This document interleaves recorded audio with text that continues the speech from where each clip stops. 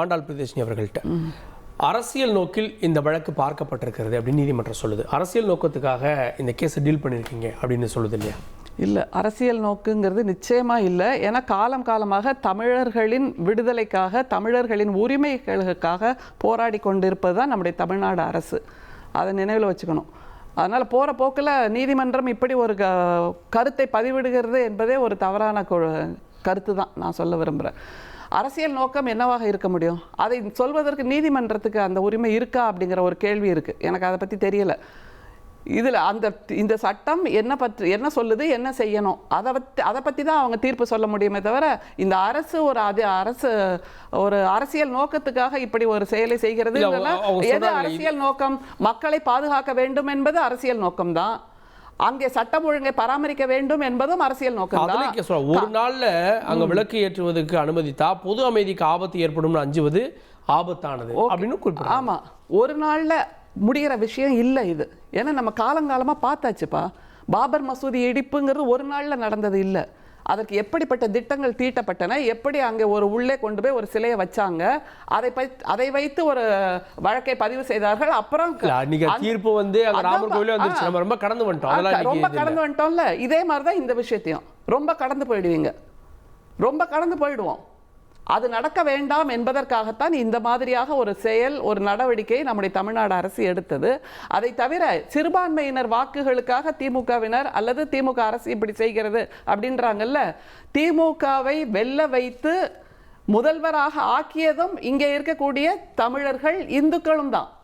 சிறுபான்மையினர், நீங்களே கேட்டீங்க, சிறுபான்மையினர் மட்டும் வாக்களிச்சா ஒரு முதல்வர் ஆயிட முடியுமா? அப்போ அதுல இந்துக்களும் இருக்கிறார்கள். அவர்கள் யார் என்றால் இடைசாதி இந்துக்கள், ஓபிசி, அப்புறம் கீழே இருக்கக்கூடிய SC ST, அப்புறம் பெண்கள், பழங்குடியினர், மலைவாழ் மக்கள், இப்படி இத்தனை பேரும் வாக்களித்து தான் நம்முடைய முதல்வரை தேர்ந்தெடுத்திருக்கிறார்கள்.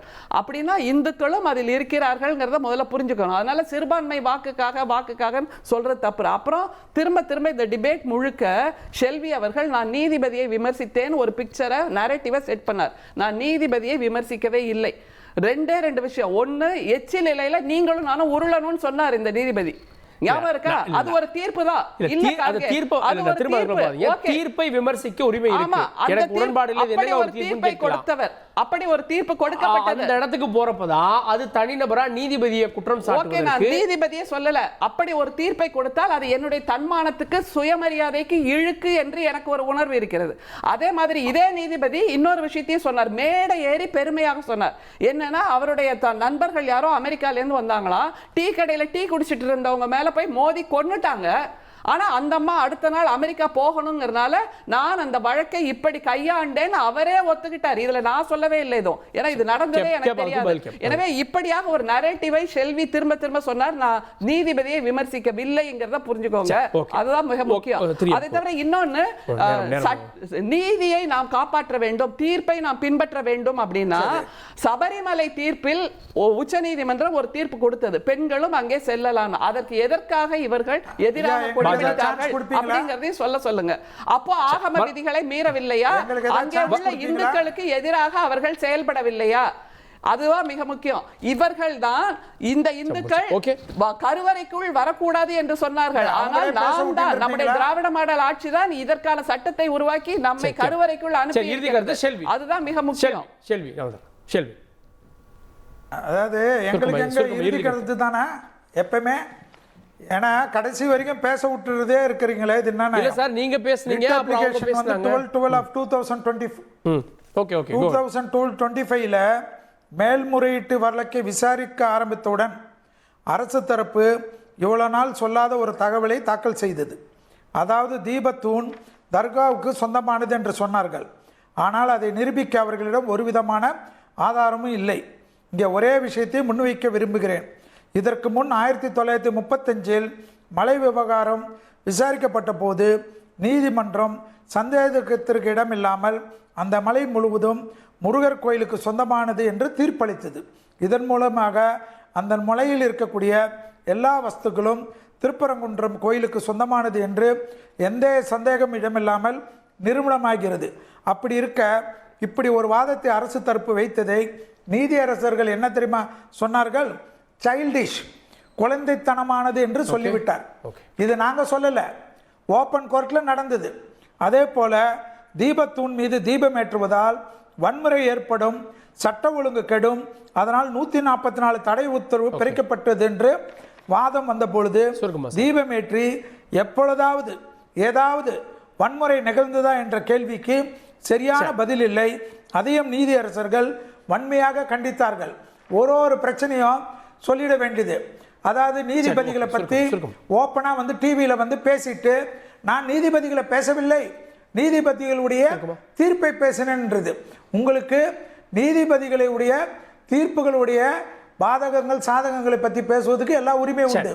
ஆனால் நீதிபதி நீதி தீர்ப்பளித்ததே தவறுன்னு சொல்றது கண்டெம்ட் ஆஃப் கோர்ட்ல வரும்ன்றத ஞாபகத்தில் வச்சுக்கணும். அம்மையாரம்மா சும்மா பேசிட்டு பேக் வாங்குறதெல்லாம் நடக்காத காலம்.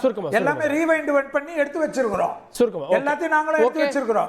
நாங்க என்ன சொல்றோம், ஒண்ணுமே இல்லாத விஷயத்தை பெரிதாக்கிய பெருமை, இந்துக்கள் மீது வன்மம் கொண்டு இந்துக்களுக்கு எந்த ஒரு கோயில் விஷயமா இருந்தாலும் எந்த ஒரு விஷயமா இருந்தாலும் அமைச்சர் இந்து கோயில்களில் பேசக்கூடிய வார்த்தைகள் எல்லாம் பேசுவது, இந்துக்களுடைய கோயில் பக்தர்களை நீ அதை தின்னாய் இதை தின்னாய்னு ஒரு அமைச்சர் பேசினது தமிழ்நாடு அரசியலில் முதலாக பார்க்கிறோம்.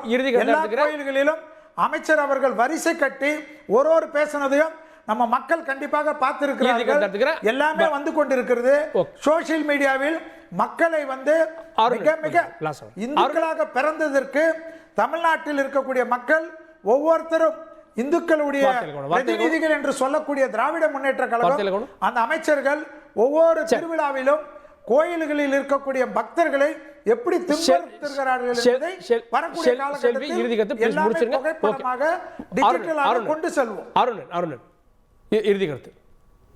இல்ல இப்ப பாருங்க, இல்ல ஒரே ஒரு வாக்கியம் தான். பாஜக நண்பர் மீண்டும் பாருங்க, ஏதோ ஒரு தீர்ப்புன்னு சொல்லி குன்றம் முழுக்க கோவிலுக்கு தான் சொந்தம். இதோடைய அடுத்த நீட்சி என்ன தெரியுமா, கோவிலுக்கு சொந்தமான இடத்தில் தர்கா இருக்கக்கூடாது, ஆகவே அதை அகற்றுக என்று அடுத்தாப்புல வர போறாங்க. அதான் நான் சொன்னது மாதிரி இவங்களுக்கு ஒன்றும் தீபத்தின் மீதெல்லாம் பக்தி இல்லை, இவங்களுக்கு ஓட்டின் மீது தான் பக்தி. அதற்காக மக்களை மதத்தால் பிளக்க அந்த சிக்கந்தர் தர்காவை அங்கிருந்து அகற்றுவது, அதன் மூலமாக பிரச்சனைகளை உருவாக்குவது தான் அவங்களுடைய நோக்கம். இது தமிழ்நாடு மக்களுக்கு தெரியும், குறிப்பாக மதுரை மக்கள் நன்கு அறிவு. அதாவது தீபத்தூண் எப்போதுமே நீங்க திருவண்ணாமலை எடுத்துக்கோங்க, ஹையஸ்ட் ஏதோ அதில் தான் இருக்கும். இது வந்து அந்த காலத்தில் ஏற்றப்பட்டு இப்போ அருணன் சாருக்கு மதுரை தான், எனக்கு திருநெல்வேலி, அவருக்கு மதுரை. நான் 15 வருஷத்துக்கு முன்னே அந்த இடத்துக்கு போயிருக்கேன், அந்த இடத்துல பார்த்துருக்கேன். அதில் ஒரு ஒரு ஒரு ஒரு உருக்கு சட்டியில் இருக்குள்ள ஒரு அந்த மாதிரி ஒரு அமைப்பு அதில் இருக்கிறது. சைடில் எழுத்தெல்லாம் கூட இருக்கிறது, வரி இருக்கிறது. நாயக்கர் காலத்தில் பண்ணதாக இப்போ அன்றைக்கு கூட வீடியோவில் ஒருத்தர் எடுத்து போட்டார். அப்போ எங்களுக்கு அந்த சிந்தனை இல்லை, அது விட்டுருவோம். அதில் வந்து அது வந்து ஒரு 4 தலைமுறைக்கு முன்னால் உள்ளவர் திருப்பரங்குன்றத்தில் அருணன் சாருக்கு தெரிஞ்சவங்க யாராவது இருப்பாங்க, அவர் ஃபோன் பண்ணி வேணால் கேட்கட்டும். கேட்டால் அதுக்கு முன்னே ஒரு 4-5 தலைமுறையில் என்ன நடந்தது, அங்கே தான் ஏற்றிருக்காங்கிறத பல பேர் சொல்கிறாங்க. ஆகையினால அது வந்து அது ஏற்றப்பட்ட இடம் அதுதான். இது மோட்ச தீபம், இதுக்கு பேர் மோட்ச தீபம்.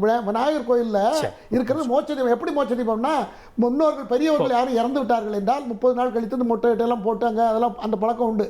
அங்கே போய் சாமி கும்பிட்டுட்டு அதில் மோட்ச தீபம் ஏற்றுறது பழக்கம். அதனால அதுக்கு இதுக்கு நிறைய வித்தியாசம் இருக்கிறது. வழி இல்லாம சர்ச்சை வந்துடக்கூடாது என்பதற்காக அதுல மாற்றப்பட்டிருக்கிறது. இப்ப அதை திரும்ப கொண்டு வந்திருக்காங்க. அதை நீதிமன்றத்துக்கு எதிராக அரசாங்கம், ஒரு அரசே, பெரும்பான்மை மக்களை கொண்ட ஒரு அரசே, நான் ஒரே ஒரு கட்டுப்பாடு சொல்லி இல்ல இதை வந்து திரு மு.க. ஸ்டாலின் அவர்கள் கவனத்தோடு கையாள வேண்டும். இந்த விஷயத்துல கம்யூனிஸ்டுகளும் கூட இருக்கிறவர்களும் தூண்டி கொடுத்து அந்த கட்சியை திமுகவை எப்படியாவது கீழே அமைக்கணும்ங்கிற திட்டத்தில் செயல்படுறாங்க. பிஜேபியை சார்ந்தவர்கள்லாம் புதுசா ஒரு தல வரலாறு எழுதிட்டு இருக்காங்க திருப்பரங்குன்றத்துக்கு. அது ரொம்ப கற்பனை மிகுந்ததாக இருக்கு, ரொம்ப